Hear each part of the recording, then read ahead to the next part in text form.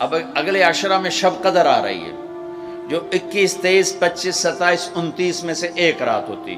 ہمارے پاکستان میں صرف 27 کو لوگ جاگ رہے ہوتے ہیں. جاگو 27 کو جاگو، لیکن میں کہتا ہوں میرے نبی کا فرمان ہے شب قدر 5 راتوں میں گھومتی ہے، کبھی 21 کبھی 23 کبھی 25 کبھی 27 کبھی 29، ان 5 راتوں میں گھومتی ہے. تو آپ 5 راتیں جاگ لو، آپ کو شب قدر مل گئی. اور شب قدر کا بیک گراؤنڈ کیا ہے؟ میرے نبی نے فرمایا بنو اسرائیل میں 4 انبیاء نے 80 سال یا 4 مجاہدین نے 80 سال اللہ کے راستے میں جہاد کیا. تو صحابہ کہنے لگے یا رسول اللہ ہماری تو عمریں بھی 80 سال نہیں ہوتی، تو ہم ان کے برابر کیسے ہوں گے؟ تو ابھی ان کا یہ سوال باقی ہے اور مجلس باقی ہے کہ جبریل آ گئے کہ یا رسول اللہ بشارت دیں اپنی امت کو کہ اللہ کہہ رہے ہیں اِنَّا أَنزَلْنَاهُ فِي لَيْلَةِ الْقَدْرِ وَمَا أَدْرَاكَ مَا لَيْلَةُ الْقَدْرِ لَيْلَةُ الْقَدْرِ خَيْرٌ مِّنْ أَلْفِ الشَّهْرِ. چلیں ہم آپ کو ایک رات دیتے ہیں، آپ کی امت کے مرد عورت جاگ لیں، 80 سال سے زیادہ اجر لکھ دیا جائے گا. 80 سال کے برابر نہیں کہا، خیر اس سے زیادہ. تو آپ سب یہ جتنے میری بات سن رہے ہو میڈیا کے ذریعے سے جا رہی ہے، یہ 5 راتیں ضرور جاگ لیں. چھوٹی چھوٹی راتیں ہیں، تراویح سے فارغ ہوں تو 3-4 گھنٹے کی رات باقی رہ جاتی ہے. کچھ نفل پڑھ لو، کچھ قرآن پڑھ لو، کچھ دعا مانگ لو، کچھ ذکر کر لو اور لوگوں کو معاف کر دو.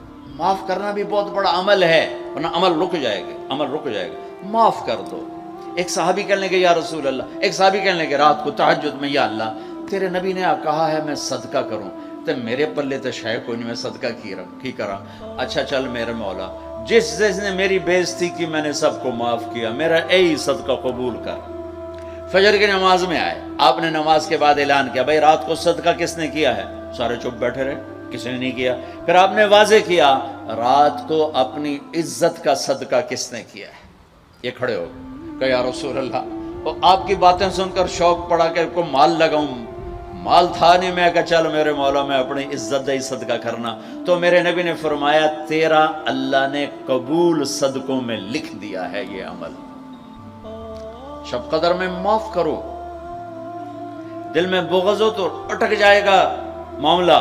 4 آدمیوں کی بخشش نہیں ہوتی. اللہ نہ کرے کوئی ہم میں سے کوئی ہو تو میں بتا دوں تاکہ وہ ابھی سے توبہ کر لے.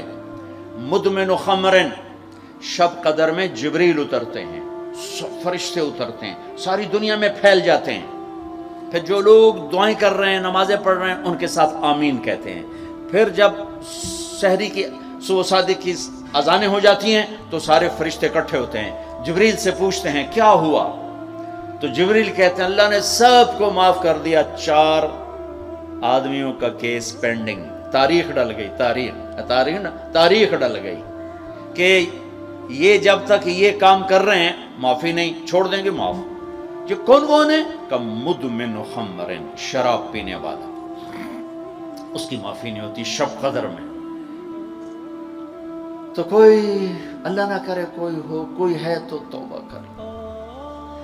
ہر خواہش جسے آپ دنیا میں تصور کرتے ہو اس کو اللہ نے حلال طریقے سے جنت میں تیار کر کے رکھا ہوا ہے. کہتا یہ شراب چھوڑو، تمہارے منہ سے بدبو، بے ہوش ہو رہے، پیشاب نکل رہے، تم آؤ میرے پاس. وسقاہم ربہم شرابا طہورا، تیرا رب تمہیں خود اپنے ہاتھوں سے پلائے گا. ٹھیک ہو گیا. عاق لوالدیہ، ماں باپ کا نافرمان، بخشش شب قدر بھی نہیں بخشوا سکے گی. ماں باپ کا نافرمان.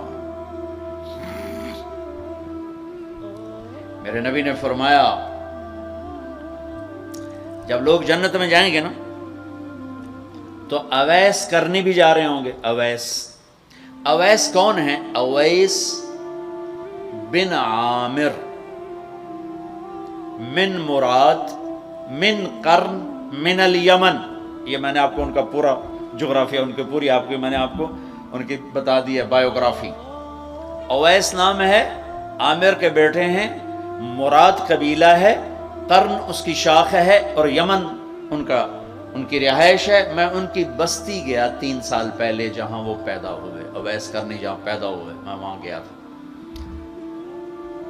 انہوں نے ماں کی حد درجہ خدمت کی. وہ آسمانوں تک پہنچی. یہ میرے نبی کی خدمت میں حاضر نہیں ہو سکے, آسمانوں سے جبریل پہنچے. اب جبریل کی بات کو میرے نبی کیا کس طرح, چونکہ اللہ کے نبی دیکھ رہے تھے کہ آئندہ آنے والی نسلیں ماؤں کے ساتھ کیا کریں گی. ہے یا رسول اللہ قیامت کب آئے گی؟ ایک سائل سوال کرتا. آپ نے کہا اللہ کو پتہ کب آئے گی. کہا جی کوئی نشانی تو بتا دیں کہ جب ماؤں کو ذلیل کریں گی اولادیں تو قیامت آ جائے گی. عمر علی دو عظیم ہستیوں سے کہا جا رہا ہے تمہارے دور میں ایک شخص آئے گا, اس کا نام ہوگا اویس بن عامر, درمیانہ قد, رنگ کالا, ایک سفید داغ جسم پر, جیسے آنکھوں سے دیکھ ہی رہے ہوں گے, آنکھوں سے اللہ نے پردے ہٹا دیے ہوں گے, تو آئے گا. اور جب وہ آئے تو تم دونوں نے اس سے دعا کروانی. اللہ کی قسم حضرت عمر اور حضرت علی کو اویس کی دعا کی ضرورت نہیں تھی. یہ آپ کو پیغام پہنچانے کے لیے ہے کہ ماں کا کیا مقام ہے.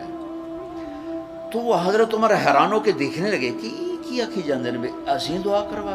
صحابی کو تو کوئی پہنچ نہیں سکتا, پھر صحابی بھی عمر اور علی جیسا. آپ نے کہا عمر علی. اویس نے ماں کی خدمت کر کے اللہ کو اس طرح خوش کر دیا ہے, جب وہ ہاتھ اٹھاتا ہے اللہ کبھی خالی نہیں لوٹاتا. حضرت عمر ہر سال حج میں جاتے, 10 سال خلیفہ 10 سال حج کی. کوئی اویس پتہ نہیں چلتا. ایک دن سارے حاجی لائن حاضر کر لی, تھوڑے سے تو آتے تھے. ابھی کھڑے ہو جاؤ, ہاں بھائی سب بیٹھ جاؤ. یمن والے کھڑے رہو, بہت تھوڑے ہو گئے. ہاں بھائی یمن والے سارے بیٹھ جاؤ, صرف مراد قبیلہ کھڑا رہے, پھر بالکل تھوڑے ہو گئے. ہاں بھائی مراد والے سارے بیٹھ جاؤ, صرف مراد کی سب کاسٹ, شاخ, قرن, تو ایک آدمی بچا. اچھا تم قرنی ہو؟ کہا جی. اویس کو جانتے ہو؟ کہا جی جانتا ہوں, میرے بھائی کا بیٹا ہے, بھتیجا سگا, لیکن وہ تھوڑا ہلے ہوئے ہے, تو کیوں پوچھتے ہو؟ اب تم فرمایا میں تو ہلے ہوئے لگتا پہ ہے. کدھر ہے؟ کہا جی آیا ہوا ہے. کہاں گیا ہے؟ کہا جی وہ ادھر گیا ہے عرفات اونٹ چرانے. آپ علی کو ساتھ لیا اور عرفات کی دوڑ لگا دی. وہاں پہنچے تو دیکھا اویس کرنی درخت کے نیچے نماز پڑھ رہے اور اونٹ چاروں طرف چر رہے. یہ آ کے بیٹھ گئے. انہوں نے محسوس کیا 2 آدمی آگے تو نماز مختصر کر دی, سلام پھیرا. حضرت عمر نے پوچھا کون ہو بھائی؟ کہا جی میں مزدور ہوں. اور کون؟ اسے نہیں خبر یہ کون ہے. تیرا نام کیا ہے؟ کہا میرا نام اللہ کا بندہ. حضرت عمر کہنے لگے سارے ہی اللہ کے بندے, تیری ماں نے تیرا نام کیا رکھا ہے؟ کہا بابا تو کون ہے میرا انٹرویو کرنے والا؟ ان کو عجیب سا لگا نا. تو حضرت علی نے کہا اویس یہ امیر المومنین ہے عمر بن خطاب, اور میں ہوں علی بن ابی طالب. پھر تو اویس کانپنے لگے. کہا جی میں معافی چاہتا ہوں, بہت معافی چاہتا ہوں, میں تو آپ کو پہچانتا نہیں تھا, میں تو پہلی دفعہ آیا ہوں. حضرت عمر نے فرمایا تو یا نا اویس؟ کا جی میں اویس ہوں. کہا ہاتھ اٹھا ہمارے لیے دعا کر. وہ رونے لگے. کہ میں دعا کروں؟ تسی سردار, میں نوکر توڑا, میں دعا کروں؟ کہاں اللہ کے نبی نے فرمایا تھا عمر اور علی جیسی ہستیوں کے لیے اویس کے ہاتھ اٹھوائے گئے. پیچھے جہاد نہیں ہے, تبلیغ نہیں ہے, تصوف نہیں ہے, پیچھے ماں کی خدمت ہے. اب وہ حدیث سناتا ہوں جو پہلے سنا رہا تھا. آپ نے فرمایا لوگ جائیں گے جنت کی طرف, اویس بھی چلیں گے. جب جنت کے دروازے پر پہنچیں گے تو اللہ تعالیٰ فرمائیں گے باقیوں کو جانے دو, اویس کو روک لو. تو اویس پریشان, اے اللہ یہ میں نے بو احتیاط کیوں روک لے, یہ کیا ہوا؟ اللہ تعالیٰ فرمائیں گے یہ پیچھے دیکھو. پیچھے دیکھیں گے تو جہنمی کھڑے ہوں گے کروڑوں اربوں کی تعداد. تو میرا اللہ فرمائے گا اویس تیری ایک نیکی نے مجھے بڑا خوش کیا ہے, ماں کی خدمت. تو انگلی کا اشارہ کر, جدھر جدھر تیری انگلی پھرتی جائے گی نا سب کو تیری طفیل جنت میں ڈال دوں گا. ہوئی یہ وہ ماں ہے جو کراچی کے ہر گھر میں ذلیل ہو رہی ہے, اور پنجاب کے ہر گھر میں, سندھ بلوچستان کوئی نصیبوں والی مائیں ہیں جن کو آنکھوں کی ٹھنڈک اولاد ملی ہے, ورنہ زہریلے سانپ ہیں. ابھی میں رائے گنج میں تھا تو ایک خاتون کا خط آیا اسلام آباد سے, لگتا تھا اس نے آنسوؤں سے لکھا تھا خط کہ مجھے میرے بیٹوں سے بچاؤ, مجھے میرے بیٹوں سے بچاؤ, یہ تباہ ہو جائیں, یہ غارت ہو جائیں. ماں یہ کہہ رہی ہو تو کہاں تک انہوں نے ماں کو پہنچا دیا؟ ماں کا نافرمان، شراب پینے والا ماں کا نافرمان. بھائی کوئی ہے توبہ کر لے، ماں باپ دونوں، والدین دونوں. تیسرا رشتہ داروں سے لڑنے والا، بہنوں سے لڑا ہوا، بھائیوں سے لڑا ہوا، چاچوں سے لڑا ہوا، ماموں سے لڑا ہوا، بیوی سے لڑا ہوا، بیوی خامن سے لڑی ہوئی.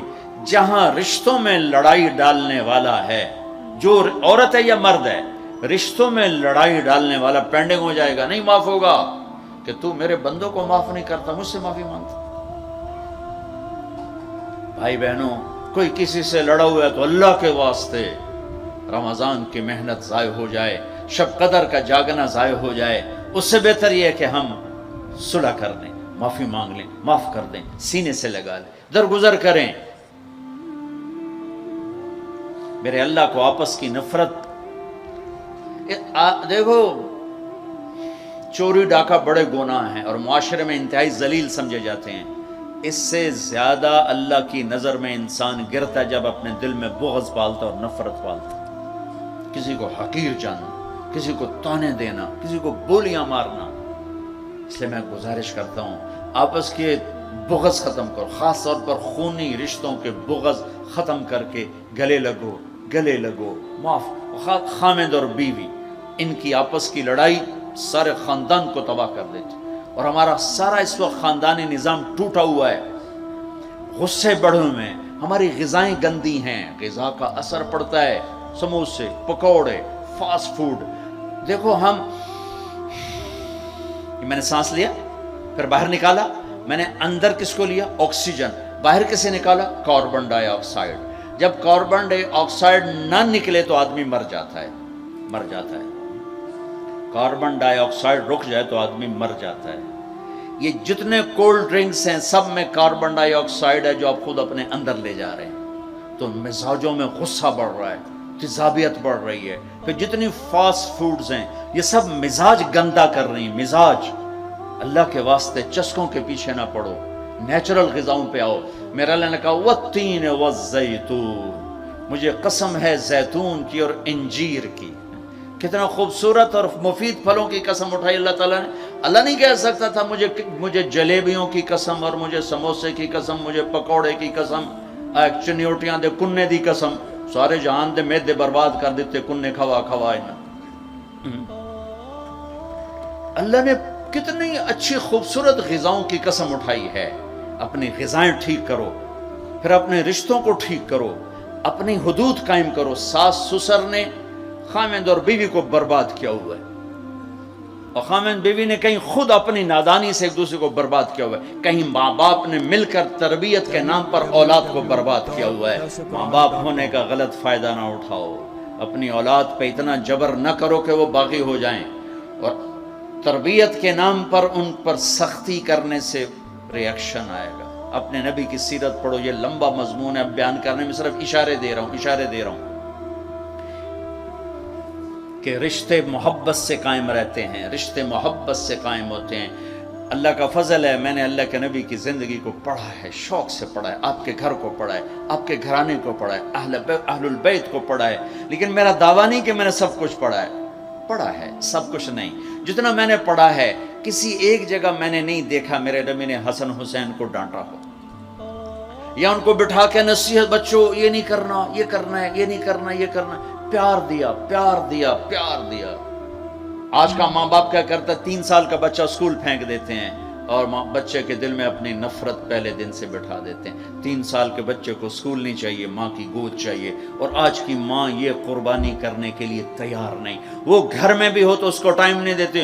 انہوں کارٹون تے باہر چھڑ دی، وہ کارٹون ویکھ انہوں اماں بھی کارٹون نظر آمدی، انہوں ابا بھی کارٹون نظر آمدا، انہوں ہر شے کارٹون نظر آمدی. یہ ماں باپ کا ظلم ہے اولاد کو کارٹونوں پہ بٹھانا، اور ٹائم ہی نہیں دینے کے لیے تیار. رشتوں کو محبت سے زندہ کرو. چوتھا کون ہے؟ کینہ رکھنے والا. کینہ کسے کہتے ہیں؟ کینہ ایک ہے بغض، ایک ہے کینہ. بغض کیا ہے؟ کہ مجھے سہیل بھائی سے نفرت ہے، اس کو کہتے ہیں بغض. کینہ کیا ہے؟ کہ میں ان کو نقصان پہنچانا چاہتا ہوں. اب اس کو کہتے ہیں کینہ. ہمارے پنجاب میں کہتے ہیں کہ میری داڑ اٹھا جاوے مڑ ویکھیا جے میں کی کرنا. یہ ہمارے پنجاب کا محاورہ ہے. ایک بار میرا ہاتھ پون دے پھٹے منہ تہاڈی داڑ دا. میرا نبی کہتا کینہ ہوگا تو شب قدر میں بھی بخشش نہ ہوگی. تو میرے بھائی بہنوں، کسی کو نقصان پہنچانا، کسی کا بغض، رشتہ داروں سے قطع تعلق، ماں باپ کی نافرمانی، شراب کا پینا، یہ شب قدر کو بھی بے قیمت کر دیں گے. تو اب اگلا عشرہ شروع ہونے والا ہے. اللہ نہ کرے کسی بھائی بہن میں یہ مسئلہ ہو، اس سے توبہ کرو تاکہ ہمارا عشرہ وہ جہنم سے خلاصی کا بن جائے، اور عید کی رات ہمارے لیے بھی اعلان ہو جائے کہ جاؤ بخشے بخشائے گھروں کو چلے جاؤ. سارے بھائی اس کی نیت کر لو.